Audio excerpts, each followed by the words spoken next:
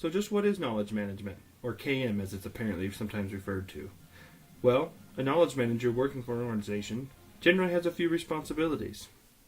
Firstly, they spend much of their time trying to acquire organizational knowledge that would otherwise reside inside the minds of its employees. They also develop and maintain this knowledge, building on it and determining when it is no longer needed. Lastly, they are responsible for providing ways to disseminate that knowledge across the organization. So, why do we need knowledge managers? Well, think of organizational knowledge like an iceberg. Only some of the knowledge is above the surface. The knowledge above the surface is knowledge that is more obvious and easily accessible. Think of this as the knowledge you acquire when you are trained.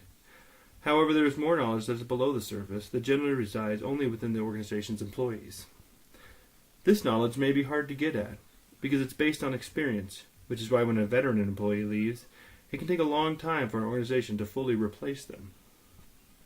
So how does knowledge management work?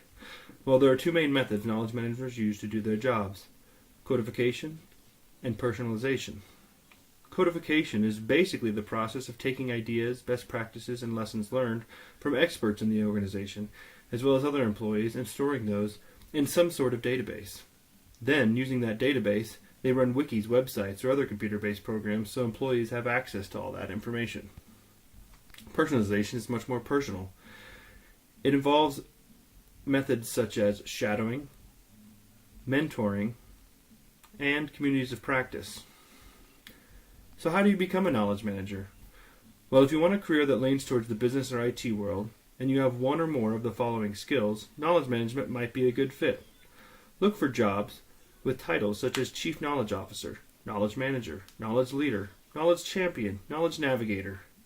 You get the point. Look for a job with knowledge in the title, and there's a good chance that these skills apply.